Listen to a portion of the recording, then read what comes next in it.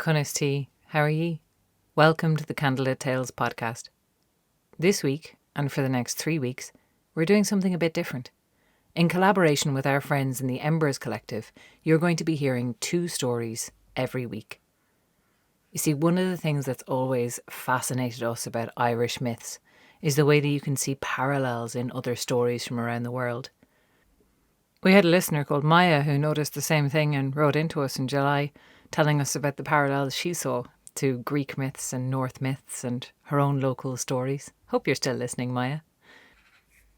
So what you're going to hear in this series is a story from the Embers Collective from somewhere around the world, and then after that a story from Irish myth chosen by one of our storytellers. You're also going to hear from more of our Candlelit Tales storytellers than usual. Oisin Ryan and Rue O'Shea are stepping up to the microphone as storytellers in this series. We're going to talk about these stories all at once in a post-show special at the end of the month. Keep an eye on our social media for details. But for now, settle in, and Sam Rixey is going to tell us a wonderful story from ancient Greece. The story of Iris and Hypnos. This story is from Greece. Not the hit musical with John Travolta and Olivia Newton-John, no, ancient Greece. And it begins with Hera, queen of Olympus, who needed a dream. Not for herself, but to pass a message on to someone else. Alicon. Alicon's husband, Ceyx, was dead. He'd been sailing home when Poseidon, the god of the oceans, had become angry, and in his rage whipped the waters into a violent storm that tore through the night. Ceyx watched in horror as a wave rushed towards the ship, forming into a fist that smashed through the mast, splintering the wood before stretching into foam-flecked fingers that wrapped themselves around the boat, dragging it down, down, down into the black waters. And in that moment, everything that Ceyx was not. Unaware of her loved one's fate, Alicon watched for his ship on the horizon every day, the knot in her stomach growing tighter and tighter. So consumed was Alicon with thoughts of Ceyx that she no longer cared for herself. She didn't eat nor sleep, and a mind without rest is a troubled mind. She would wander the empty house, staring at the empty bed, unable to fall asleep as her body searched for the familiar warmth that was no longer there. And every night she would pray, mumbling desperate pleas to Hera for Ceyx's safe return, to lay with him, wrapped in each other. She would pray and pray and pray. Hera could see the love in Alicon's words, and it broke her heart knowing that Ceyx would never return. She couldn't bring him back, but she could bring peace to a mind that looked for what was no longer there.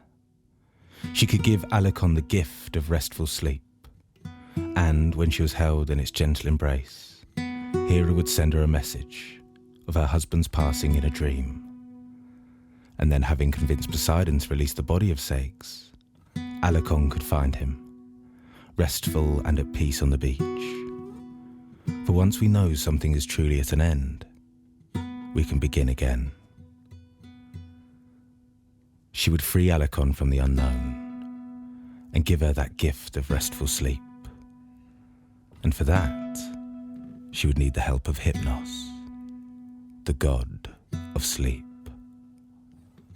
Hypnos lived in a cave in the land of Erebus, a place that was neither here nor there, a land of perpetual twilight, where no light from the sun or the moon shone, where no sound was heard. Through the cave ran the river Leith, and all who drank from its silent waters would forget all that they were till they reached oblivion. Hypnos was as old as time. He had been present when all things that are, were, or will be came into being. He was a child of darkness, the brother of death, and as the god of sleep he owned half of human life, able to make or break a mind at will. He had 3 children, Morpheus, Phantos and Phobiter, the Oneri, the shape-shifting gods that appeared in dreams or nightmares. But unlike his brother, Hypnos was kinder and more gentle. He only wanted balance in the world. It was getting to Hypnos. That was difficult. To get to the realms of sleep, you had to be at peace with yourself in darkness, or find yourself stuck there forever. Hera needed someone to go for her, because she wasn't going to fucking do it. Besides, she needed to contend with Poseidon, which was by no means an easier task. Yeah, right. And so Hera summoned Iris, her messenger and friend whose cloak of colour would arc through the sky as she passed between heaven and earth. She instructed Iris to go to Erebus, to the cave of Hypnos, and plead with him on her behalf to bestow his kindness upon Alecon, and send one of his sons to inform her of Ceyx's death. Iris shuddered. She had never been to the Cave of Sleep, to the mysterious realm of darkness and shadow where no light shone and no sound was heard, and Hera, sensing her fear, smiled and held Iris in an embrace and said, "We only fear darkness when we are lost within it." She then kissed her, gently on the lips, and sunlight began to dance from Hera's fingertips and mouth, and Iris felt warmth flood through her as the strands of light wound their way around her body, threading up her spine, her chest, her legs and arms, through her lips, her eyes and hair, till gently entwining around her heart.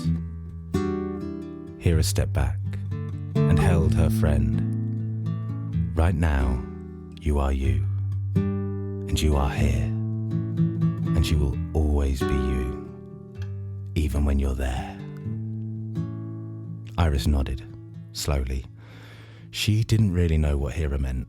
Hera had been saying things like this ever since she got back from her retreat, but Iris found it best just to nod along and smile. She was a good friend.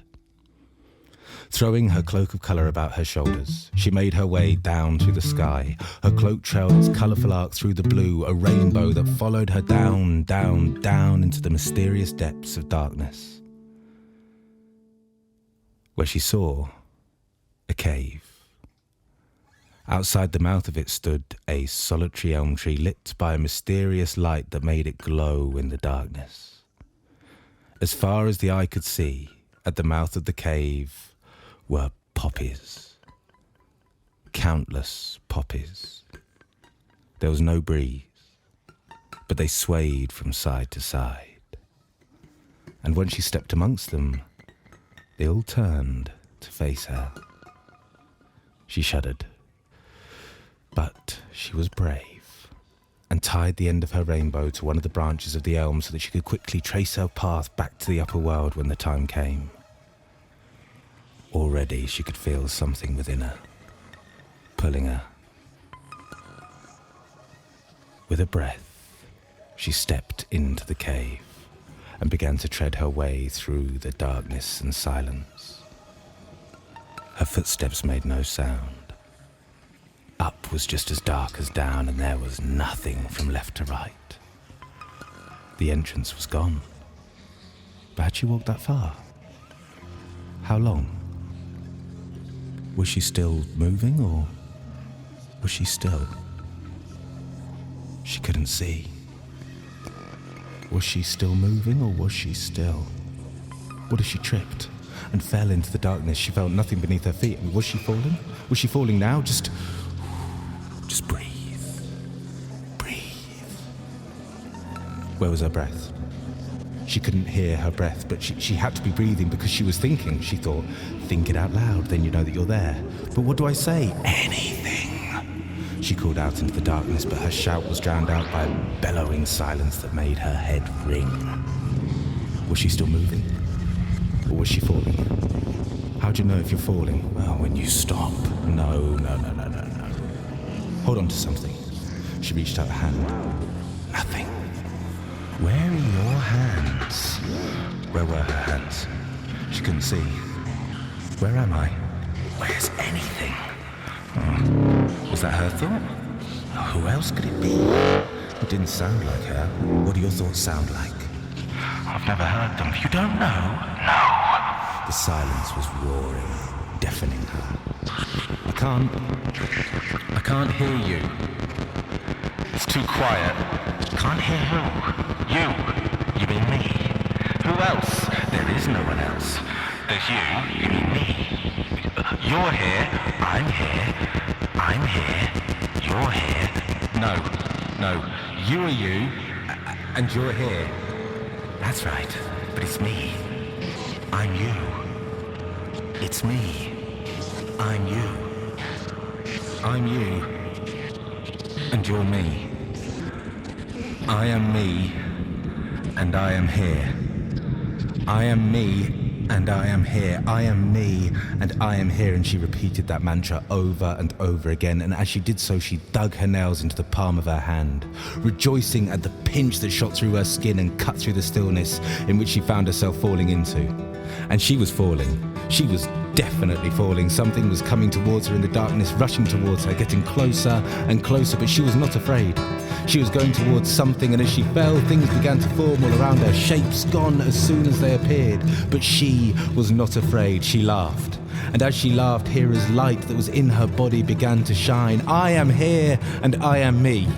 I am here, and I am me. And as the end came faster and faster towards her, she beamed as she stretched out her fingers and saw that they were glowing. Glowing. The end came faster and faster, and she was not afraid. She was not afraid. She reached the end, and all of that nothing vanished, to reveal herself standing in a cave. She looked around and saw the entrance right behind her. There was the tree and the poppies. There was the rainbow tied to the branch. She stepped further into the cave, her light shining brighter and brighter as she took in the small space. The wall and ceilings were made from smooth black stone. A river ran right through the middle, and on the other side stood a throne made of ebony. Its back reached right up to the ceiling, and around, like a plumage, was stuck black feathers.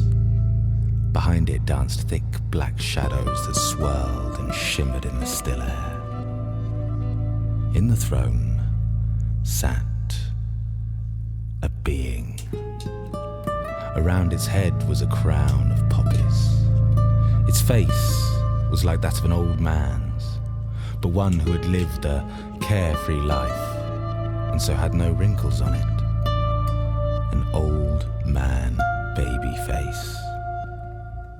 It beamed like a child, and although its eyes were closed, Iris felt that it was looking straight at her. This, she thought, must be Hypnos. You are correct. Iris heard a voice, gently echoing around the cave. She looked into the old man baby's face and realized that it was this who spoke to her, without moving its lips. Still taken aback, Iris pointed at the entrance. It's just there. The entrance. I thought I'd come so much further. You have. The cave is as big or as small as you make it. Now, what does Hera want? Iris was confused. But as a demigod herself, she knew better than to question things that seemed impossible. She relayed Hera's message, and once she had finished, Hypnos reached back and pulled a handful of the shadow behind him. Holding it in his palm, it flashed a white light and revealed Alicon, standing on the cliff edge and staring out to sea. Her eyes were red from crying, and her face pale from lack of sleep. She looked desperate, her lips moving but making no sound. Hypnos closed his hand, and the image, along with the shadow, vanished into whispering vapors. A mind that is lost in the darkest places can never be at rest. The world is too large for her now.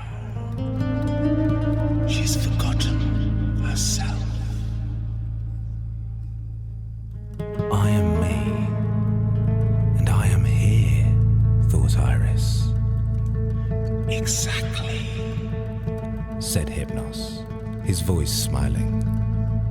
You are you, and you are here, and that is why you're here. Iris smiled back. Hera's always saying stuff like that, she said. Did you go on the same retreat as her? Morpheus, called Hypnos. Out from the shadows stepped a small winged creature. Its skin was leathery grey, but Iris stepped back when she saw that what stood before her had no face. Just a blank square of skin that stared back at her, blankly. Hypnos laughed, as all of a sudden the figure transformed into Iris. my son is playing games with you. He is a shapeshifter and can transform into any person who drew breath upon this world. Here. And with that, Morpheus had transformed, and there stood Hera, and then Zeus, and then one of Iris's exes, Dick, she managed to say before Morpheus changed again, and there, before her, was Sex. He stepped over the river and stood beside Iris. Well, what are you waiting for? Said Hypnos. And Iris smiled her thanks and turned to leave. But as she stood at the cave entrance amongst the poppies, she called back to the ancient god, "By the way, I reckon more people would visit you if they didn't lose their fucking minds in your doorway. Just something to think about." She then untied the rainbow and, throwing the cloak of colour about her shoulders, retraced her path back up, up, up through the dark to the sky, Morpheus beating his wings alongside her. And after she left, Hypnos opened one sleepy eye that gleamed beneath heavy lids. He set himself back in his chair. Plucking a handful of shadow from behind him, he held it, cupped in his hands. Alicon appeared, and he saw her pained face once more, staring at the ceiling as she lay in her bed. Hypnos brought the shadow close to his lips and began gently whispering into it. And as he did so, he watched as Alicon suddenly drifted into a deep sleep. And satisfied, he set the shadow down where it immediately vanished, and Hypnos then pulled the impenetrable darkness back across the cave and set himself back down in the chair, where he did a little fart and went to sleep. Alicon was woken from her sleep by the sound of someone entering her room. She opened her eyes, and there stood, at the edge of her bed, was Sex. She gasped as he made his way over to her, the corner of his mouth curling into a smile. He sat on the bed next to her and held her hand, and Alicon brought it tightly to her chest as he ran his fingers through her hair and down her cheek with that softness he was blessed with. They then lay there, wrapped in each other's arms, and neither of them said anything. Why ruin it? And Alicon realised that she was dreaming, as we all eventually do. But she was calm, and she looked at him and asked if he was dead. And he nodded, and opened her mind to see the beach that lay just below the cliffs where she stood each day. And she knew that this was where she must go. But for now, she was happy to lay in her lover's arms.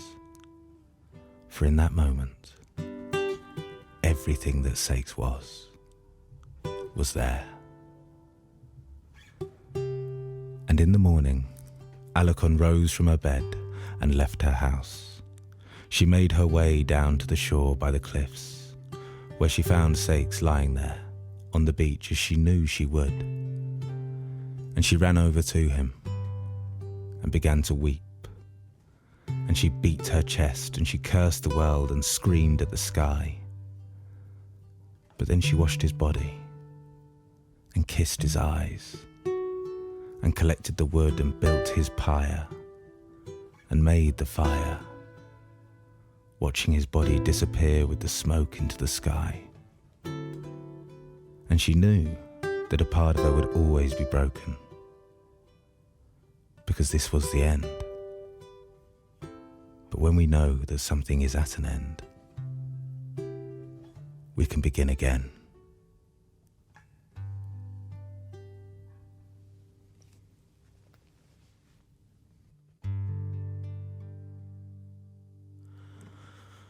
I must away now.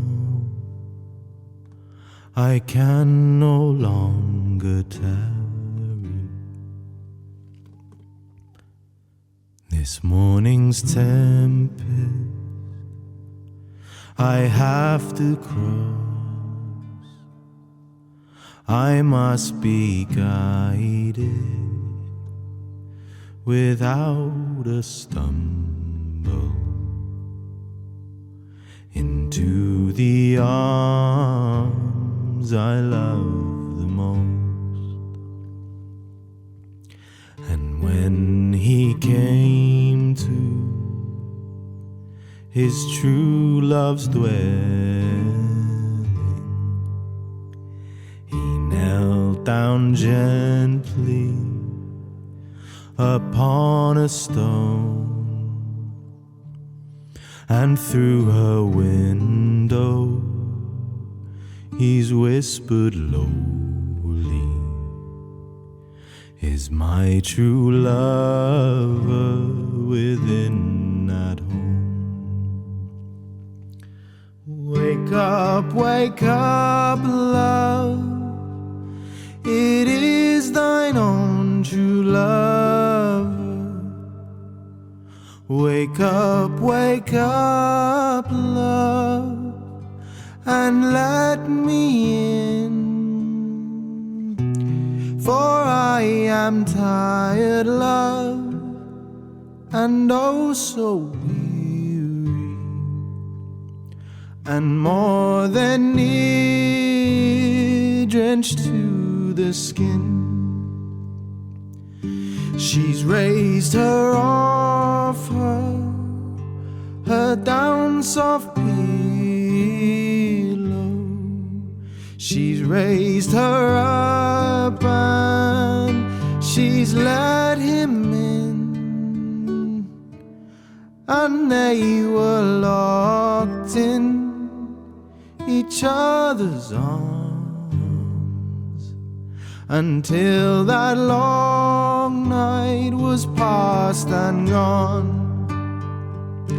And when that long night was past and over,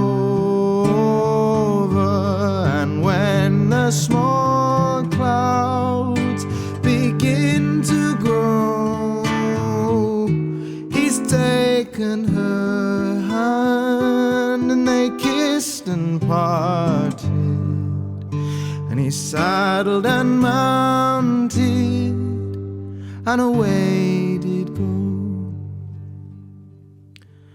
I must away now, I can no longer tarry. This morning's tempest I have to cross. I must be guided without a stumble into the arms I love the most.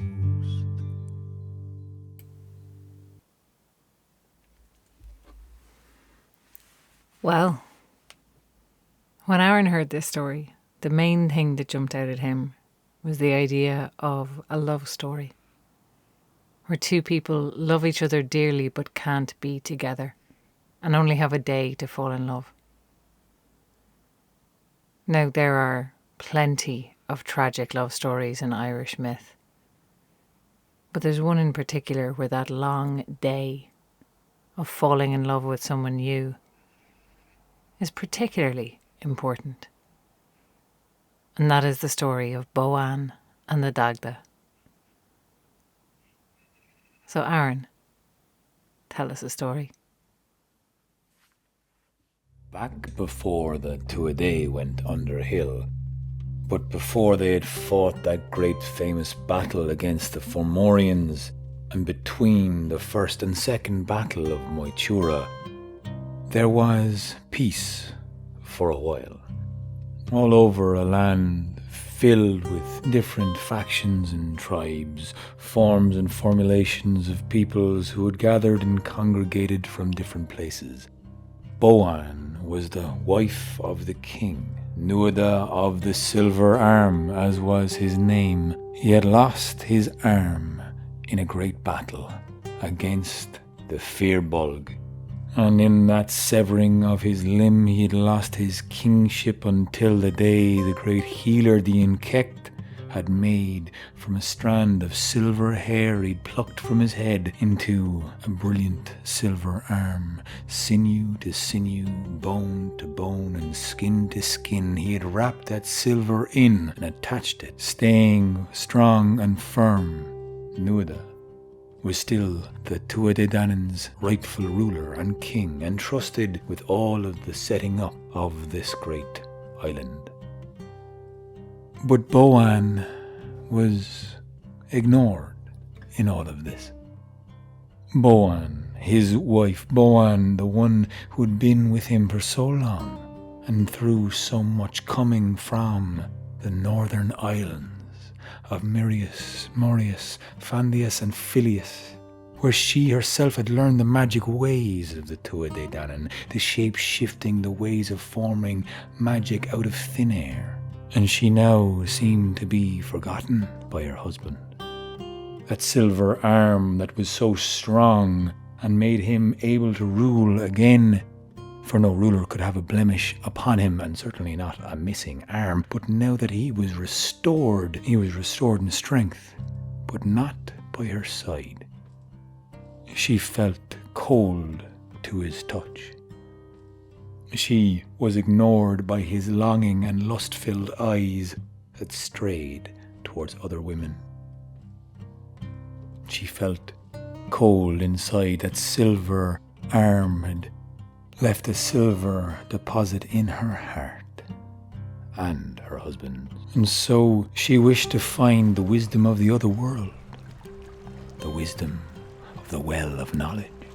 But no one was allowed the well of knowledge, not to look into this well. It was forbidden, and it was her husband's duty to protect this. And so he made sure it was guarded well, and everyone knew they would bring shame upon themselves and their cohort to look into the well of wisdom, for no one of this land could hold on to that much knowledge within their mind. You'd be driven insane, they say. The wisdom of this world and the next should stay in the other world. Well enough left alone, they say.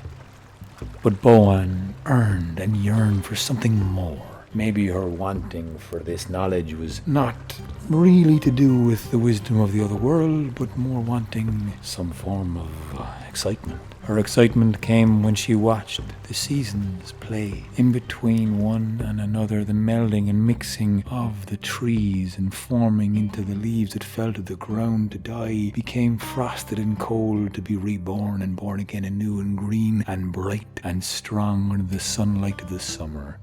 And in the times that her husband stayed in council for their war and delegating with whom to govern peace over, and which way he decreed he should govern peace between the tribes that were fighting, she felt invisible, and so stitched her cloak out of a silver strand of her own hair into an invisible cloak, a grey hair she was sure she didn't have the year before, but maybe because of the stress of being ignored, it had grown.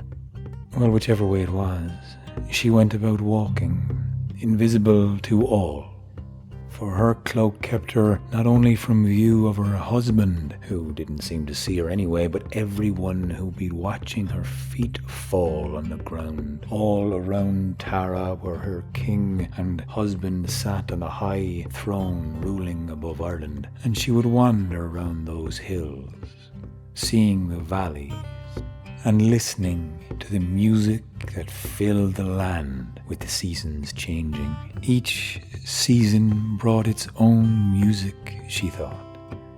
This springtime song was so filled with lightness, the ease of which birds sang along with the tune as they fluttered and flicked across the sky, filling the sky with their beating wings and tweeting songs, as below them buds bloomed and daffodils grew with long necks and yellow heads. All of the flowers seemed to have their own song too, and life came back through the soil that was still so cold, and wind that cut through you. But the song was light and breezy, and as it entered into summer, that music gained more and rang rings around itself as it reverberated through the land itself, that grew and grew and grew in strength and force. Something coming to build up and make you want to belong to the green-filled lands of strong oaks and trees that spread out all across the land as far as the eye could see.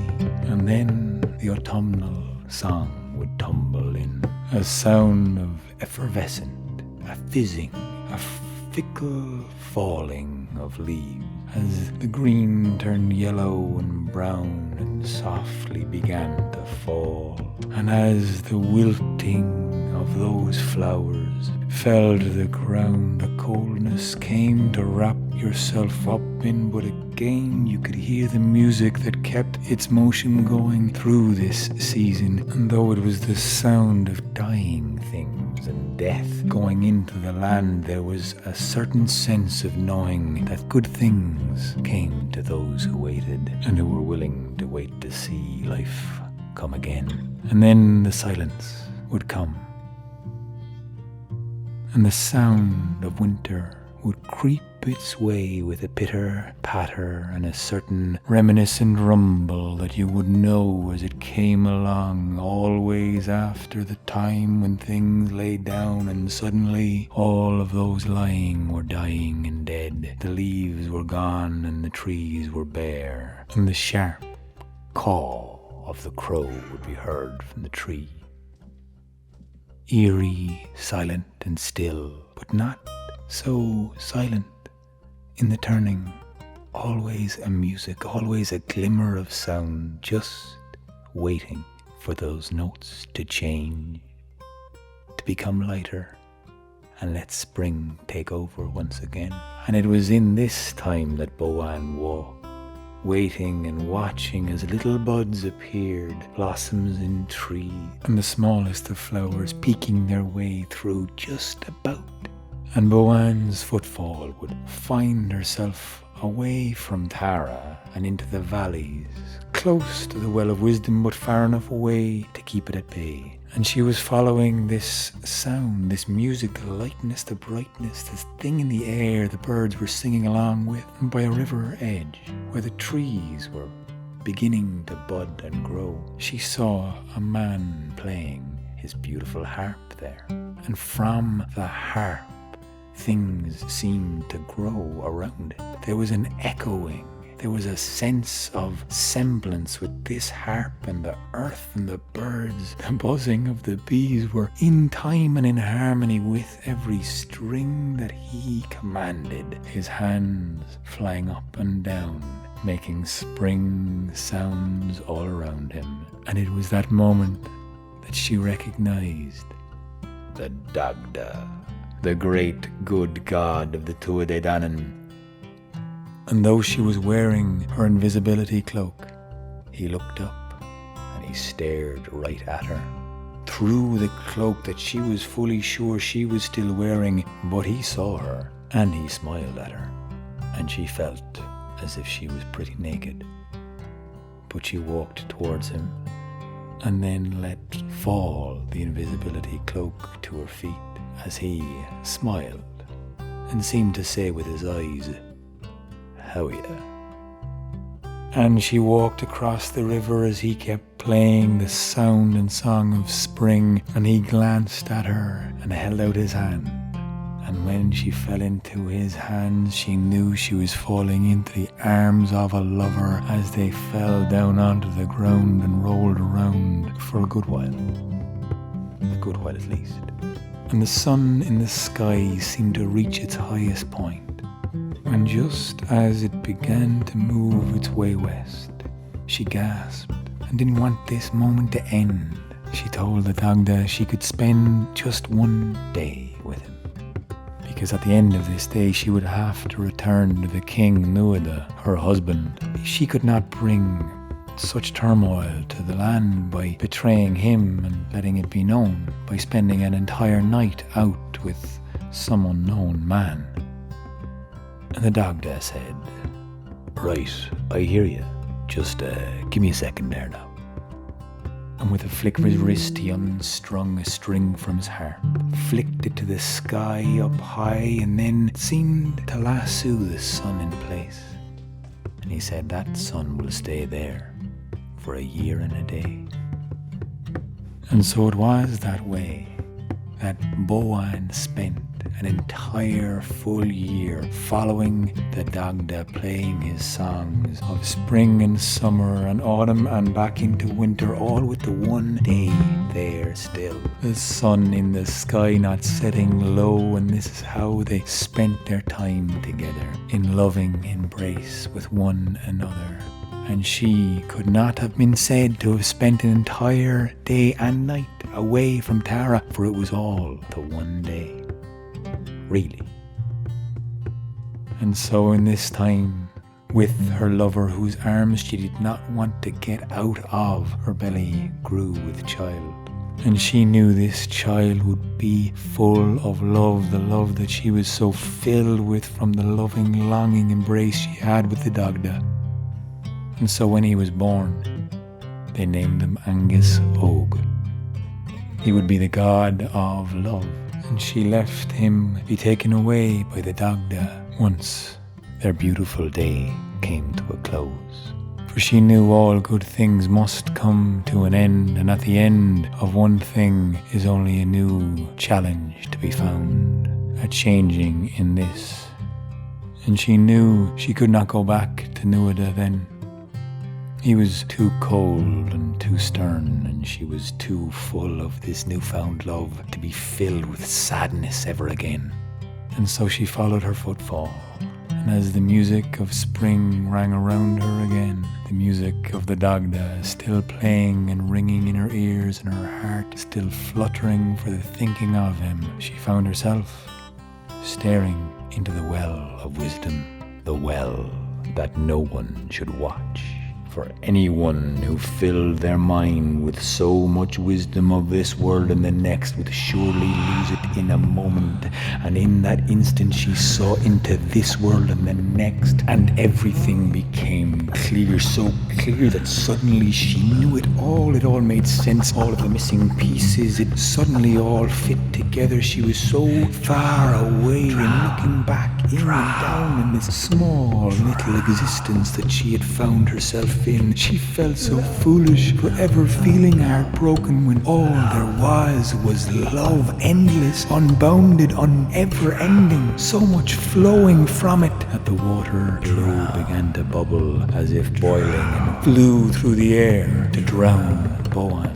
It gathered around her feet, this water now gathering and trying to pull her into a hole. She ran then and around the hills that she knew and the valleys until she heard Manannan Mac Lir, the king of the sea and the god of the ocean, calling to her, and he singing the song of the sea.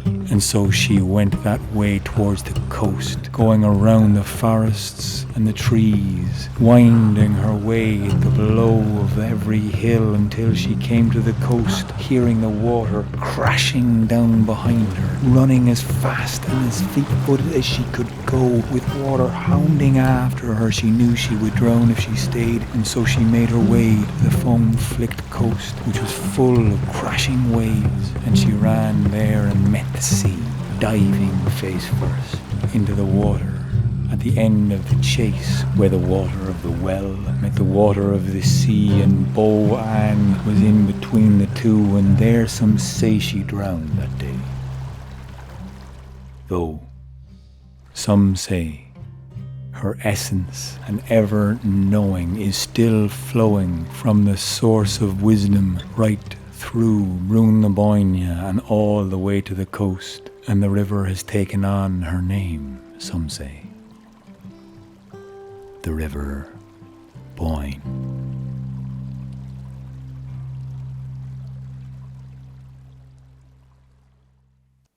This podcast was edited by Oisín Ryan, Rory O'Shea, and the Embers Collective. Stories were by Sam Rixey and Aaron Hegarty. You can find more about Candlelit Tales on our website, candelittales.ie, and more about the Embers Collective on their website, theemberscollective.com. You can also find them and us on all the usual social media outlets, and make sure you check out the Embers Collective podcast on your favourite podcast player. Liking and subscribing to channels really helps us grow and helps them grow. So please give a like and a share and a follow and a subscribe anywhere you find them and us on social media. If you'd like to chip in a few bob for more direct support, you can find us at patreon.com/Candlelit Tales or make a one-time donation through the PayPal button on our website. We love to hear back from you with questions and requests, so please feel free to contact us directly or leave your questions in the comments below. If anything struck you about this, remember we'll be talking to the Embers Collective later this month. So let us know what struck you and we'll bring it up with the guys. What we really want to do is get these stories out there and share them with as many people as possible. So anything you can do to help us, we really appreciate. And we really appreciate you listening.